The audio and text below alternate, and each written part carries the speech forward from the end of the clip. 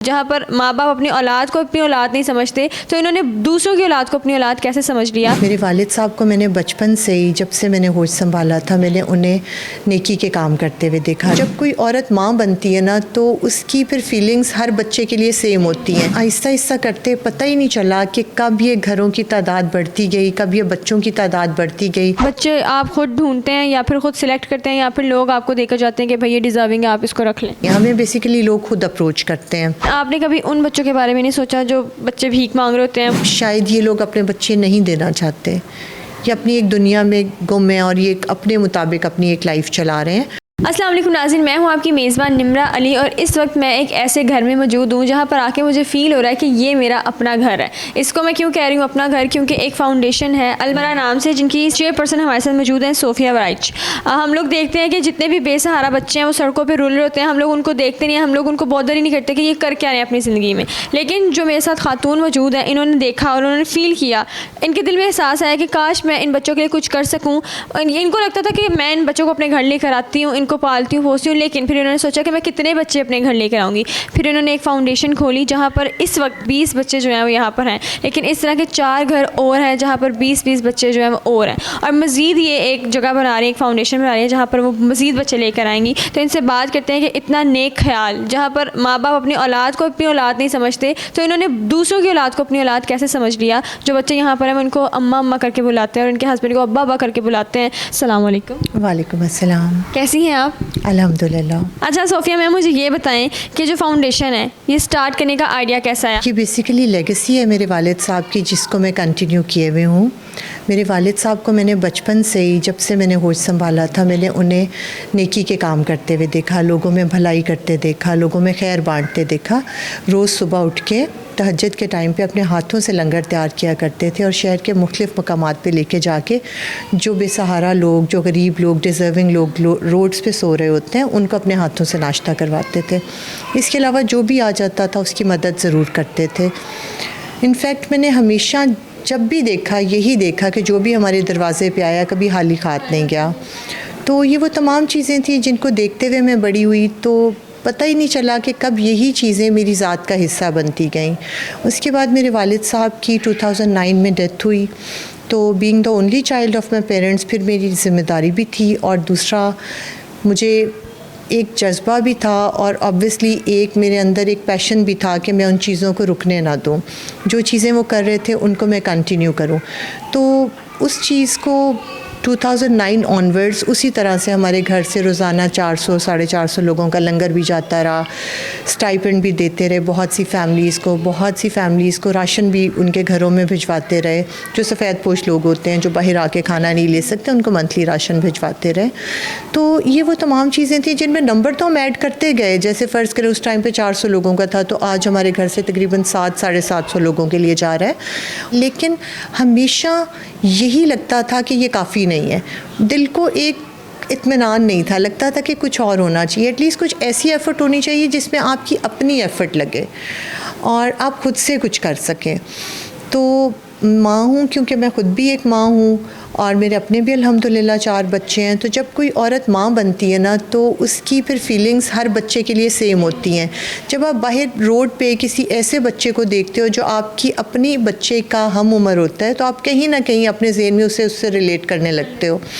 तो जब भी ऐसा होता था, रोड्स पे जाते हुए मैं देखती थी कोई बच्चे ऐसे खड़े हुए भीख मांग रहे हैं, या कोई बच्चे किसी के साथ सुनती थी जुल्म हो गया या बुरा सलूक हो रहा है, उसकी फ़ैमिली नहीं बची और लोग उनके साथ अच्छा सलूक नहीं कर रहे। तो हमेशा ये ओवर द ईयर्स मेरे साथ यही रहा। मेरा बड़ा दिल टूटता था। मैं हमेशा यही सोचती थी कि अल्लाह ताला मुझे इस्तिताअत दे और इन बच्चों के लिए कुछ कर सकूँ। फिर अल्हम्दुलिल्लाह अल्लाह ताला ने इसका रास्ता बनाया और मुझे इस्तिताअत दी और मुझे एक रास्ता दिखाया कि तुम ये कर लो। फिर फाइनली लास्ट ईयर हम लोगों ने 1 रमज़ान को अपने घर के बिल्कुल करीब, हम लोग कैवलरी ग्राउंड में रहते हैं और हमारे घर से पिछली स्ट्रीट में ही हमने एक घर रेंट पे लिया, बिल्कुल अपने घर से मिलता जुलता, और उसको उसी खूबसूरत तरीके से डेकोरेट किया जैसे अपना घर किया जाता है। हर वो ज़रूरत की चीज़ जो हमारे अपने घर में है, AC से लेके डाइनिंग टेबल से लेके बेड्स एंड एवरीथिंग, जो भी एक अच्छे घर की रिक्वायरमेंट होती है, बच्चों के स्टडी टेबल एंड एवरीथिंग, हमने उसको बच्चों की ज़रूरियात के मुताबिक इसको स्टेट ऑफ द आर्ट तरीके से डिज़ाइन किया। उसके बाद फिर हम लोगों ने ये घर शुरू किया। इसमें इनिशियली 5 बच्चे आए हमारे पास। उस वक्त तो हमें यही लगता था कि शायद हम एक घर ही कर सकेंगे, मैक्सिमम इसमें 15 से 20 बच्चों को ले आएंगे और शायद यही हमारे लिए काफ़ी होगा। शुरू में हमारी फैमिली ने, हमारे फ्रेंड्स जो हैं, फैमिली फ्रेंड्स, उन्होंने हमें सपोर्ट करना शुरू किया। उन्होंने कहा कि ये नेकी का काम है, हमारा भी इसमें हिस्सा डालें। इस तरह आहिस्ता आहिस्ता करते पता ही नहीं चला कि कब ये घरों की तादाद बढ़ती गई, कब ये बच्चों की तादाद बढ़ती गई और जितने डिज़र्विंग बच्चे हमारे सामने आते गए, जिनको हमें लगा कि वाकई माँ बाप की ज़रूरत है, अपने घर की ज़रूरत है, हम उनको अपने घर में ले आते हैं। ये मेरा एक सवाल भी है कि आपने कहा कि डिज़र्विंग बच्चे आते रहे, ये आपको पता कैसे चलता है?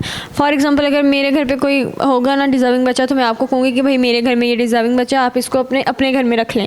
तो इसका क्या क्राइटेरिया? बच्चे आप ख़ुद ढूंढते हैं या फिर ख़ुद सिलेक्ट करते हैं या फिर लोग आपको देकर जाते हैं कि भाई ये डिज़र्विंग है, आप इसको रख लें? आप देखें कि कुछ भी अगर आप पता लगाना चाहें तो मुश्किल तो नहीं है। हमें बेसिकली लोग खुद अप्रोच करते हैं। लेट्स से किसी की फैमिली में कोई ऐसा बच्चा है जो ऑर्फन है या जिसकी वालिदा नहीं है या जो ऐसी फैमिली से है जो बहुत डिज़र्विंग है और अपने बच्चे को प्रॉपर तरीके से खाना तक नहीं दे पा रहे, किसी बीमारी की वजह से, किसी और ऐसी मुश्किल की वजह से, तो वो हमें अप्रोच करते हैं। उसके बाद हम अपने रिसोर्सेज से पता लगाते हैं कि क्या ये वाकई ही डिज़र्विंग है। हमारी टीम उस एरिया में जाती है, इर्द गिर्द से पता करती है प्रॉपर तरीके से। उसके बाद फिर हम उस बच्चे को प्रॉपर जो है ना एग्रीमेंट करते हैं। फिर उसके जो गार्डियंस होते हैं उनके साथ, उनसे ये कहा जाता है कि जब तक ये बच्चा कुछ बन नहीं जाएगा आप इसे हमसे क्लेम नहीं करेंगे। क्योंकि होता ये है कि मोस्टली सुनने में ये आया, जब हमने ये काम शुरू करना था, इससे पहले मैंने डिफरेंट ऑर्फनेजेस में, डिफरेंट अदारों में विज़िट किया सिर्फ ये सीखने के लिए। तो अल्हम्दुलिल्लाह हमने बहुत चीज़ें उसमें सीखी।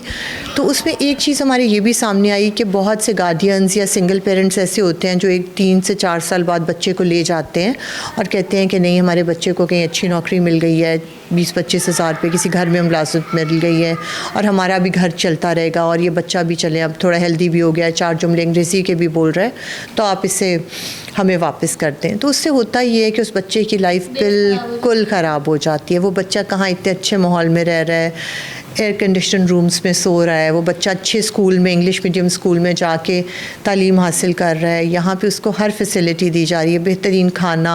हर वीकेंड्स पे हम लोग बच्चों को कहीं ना कहीं बाहर लेके जाते हैं, किसी रेस्टोरेंट में खाना खिलाने लेके जाते हैं, या मैं और मेरे हस्बैंड भी साथ जाते हैं। समटाइम्स तो हमारे अपने बच्चे भी साथ चले जाते हैं। बिल्कुल एक फ़ैमिली टाइम हम करते हैं। कभी हम लोग कहीं ना कहीं किसी पार्क में चले जाते हैं, कभी किसी शॉपिंग एरिया में, सो दैट इन बच्चों में किसी किस्म का कोई कॉम्प्लेक्स ना रहे। इनके लिए हमने एक साइकोलॉजिस्ट का बंदोबस्त किया हुआ है जो हमारे पास आती हैं, डेली बेसिस पे इन बच्चों के साथ टाइम स्पेंड करती हैं, इनके साथ डिफरेंट एक्टिविटीज़ करती हैं। क्योंकि बहुत से बच्चे ऐसे हैं जिन्होंने बड़े ट्रॉमास देखे होते हैं। ऑब्वियसली इतनी छोटी सी एज में जब एक बच्चा अगर अपने घर से आ गया है तो वो एक नॉर्मल हेल्दी एनवायरनमेंट से नहीं आया, उसने बड़ी प्रॉब्लम्स देखी होंगी। तो उसके छोटे से मासूम से माइंड से वो चीज़ें निकालने के लिए बहुत ज़रूरी होता है कि साइकोलॉजिस्ट उसके साथ डिफरेंट जो है गेम्स के थ्रू, डिफरेंट प्रोजेक्ट्स के थ्रू उस पर काम करती है, ताकि वो बच्चा जो है आगे जाके उसके माइंड से वो पुरानी नेगेटिव चीज़ों को निकाल के पॉजिटिव चीज़ें उसमें डाली जाएँ और आगे वो उसकी ग्रोथ इस तरीके से हो कि वो फ्यूचर में जाके जो है ना पाकिस्तान का, हमारे मुल्क का, सोसाइटी का जो है ना एक जो है ना पॉजिटिव इस बच्चे का कंट्रीब्यूशन सामने आए। आपने कभी उन बच्चों के बारे में नहीं सोचा जो बच्चे भीख मांग रहे होते हैं, वो एक डंडे में फूल डालकर बेच रहे होते हैं?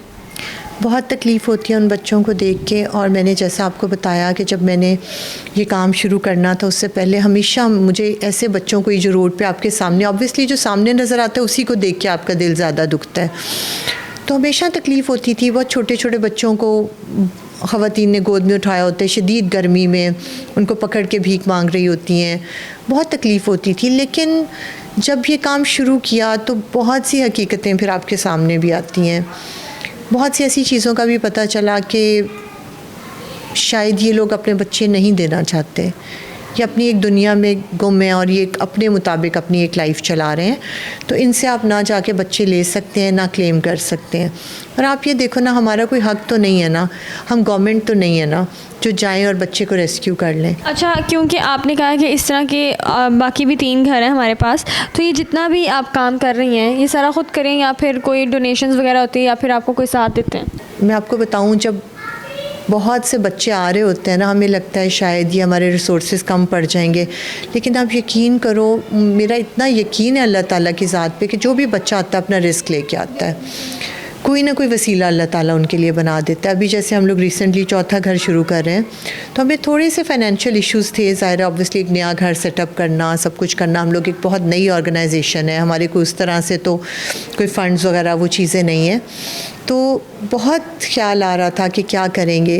बैठे बिठाए अल्लाह ताला ऐसा फ़रिश्ता भेज देता है जो आपके लिए आसानियाँ पैदा कर देता है, और आपके देखते ही देखते वो जो मसला आपको बहुत बड़ा लग रहा होता है ना, वो विद इन मिनट्स तो हल हो जाता है। अच्छा, अभी बच्चों के लिए क्या फैसिलिटीज़ हैं? बच्चे यहाँ पर रहते तो हैं, स्कूलिंग का क्या हिसाब किताब है, स्कूल कैसे जाते हैं और क्या क्या क्राइटेरिया? हमारी फाउंडेशन का एक अपना स्कूलिंग सिस्टम हमने बनाया है, और उसका नाम है अलमरा ग्रामर स्कूल, और वहाँ पे वो state of the art school है, और उसकी कहीं से भी आप उस स्कूल को जाके देख लें, किसी भी लाहौर के बड़े प्राइवेट स्कूल के साथ आप उसका कंपैरिजन बआसानी कर सकते हैं। और उस स्कूल में ना सिर्फ ये बच्चे बल्कि इर्द गिर्द की कम्युनिटी के बच्चे भी आते हैं। बेसिकली वो स्कूल हम लोगों ने बनाया है सफ़ेद पोश तबके के लिए, जो वालिदैन अफोर्ड नहीं कर पाते, जो पहले शायद मिडिल क्लास में आते थे, लेकिन कुछ अरसे से हमारे हालात, मुल्की हालात की वजह से अब वो सफ़ेद पोश में गिने जाते हैं, जो ये अफोर्ड नहीं करते कि एक बच्चे के लिए वो 35 से 40 हज़ार रुपया एक बच्चे की फ़ीस दें, तो उन्हें वही स्टैंडर्ड दिया जाता है, वही एजुकेशन होती है, वही सब कुछ होता है, और वो हम सिर्फ़ और सिर्फ बहुत नॉमिनल सी फ़ी उनसे चार्ज करते हैं 4000, और हम ये भी कहते हैं कि अगर आप वो भी नहीं दे सकते तो आप वो भी ना दें, बट वो सिर्फ उनकी सेल्फ़ रिस्पेक्ट को रखने के लिए कि वो ये कहें कि हमारा बच्चा पैसे दे के पढ़ रहा है। तो वहाँ पे ये बच्चे जा रहे हैं, वहाँ से ये बच्चे जब स्कूल से पढ़ के 2-2:30 बजे वापस आते हैं, कारी साहब आते हैं घर पे जो इनको पढ़ाते हैं कुरान पाक। उसके बाद ये बच्चे जो हैं फिर थोड़ा सा अपना फ्रेशन अप होते हैं, चेंज करते हैं, खाना वाना खाते हैं, फिर साइकोलॉजिस्ट आ जाती हैं जो इनके साथ डिफरेंट एक्टिविटीज़ करती हैं। फिर हमारे हर घर में एक क्वालिफाइड टीचर होती हैं जो रहती हैं बच्चों के साथ, ताकि 24/7 उनके साथ थोड़ी सी उनकी ग्रूमिंग पे, उनकी जो होती है बेस को स्ट्रॉन्ग कर सकें। बिकॉज़ ये बच्चे कोई 5 साल की उम्र में आया है, कोई 4, कोई 6, उन्होंने स्कूल नहीं देखा, तो ऑब्वियसली उतनी उनकी स्ट्रॉन्ग बेस नहीं होगी, उनको हर वक्त आपको चीज़ें बतानी पड़ेंगी, सिखानी पड़ेंगी। अच्छा, ये हमारे पीछे आप एक वॉल देख रहे होंगे, और उस वॉल के ऊपर जो है वो काफ़ी सारे बच्चों की पिक्चर्स हैं। ये सब जो हैं वो बच्चे हैं, मतलब लड़के हैं, इनमें कोई भी एक बच्ची और लड़की नहीं है, क्या वजह है?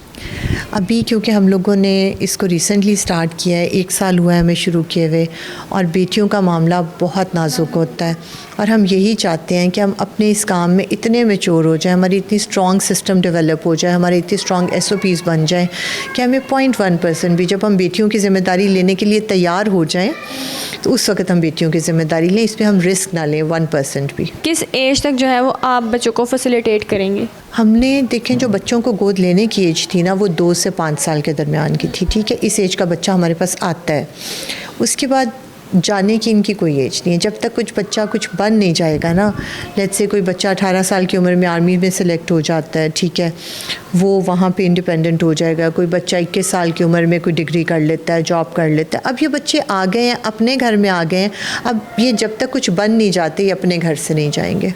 फॉर एग्ज़ाम्पल, अगर एक बच्चा है वो 18 साल की एज में डिग्री भी कंप्लीट कर लेता है और आर्मी में जॉब भी कर लेता है, तो वो जिस फैमिली से आया है वो वापस उस फैमिली में जा सकता है? डेफिनेटली, वो उसके सगे खून है, उनके वालिदैन हैं या उनकी फ़ैमिली है, उनका लिंक तो उनसे ख़त्म नहीं होगा, और ना ही हम ये कभी चाहेंगे कि उन बच्चों का लिंक अपने ख़ानदान से ख़त्म हो।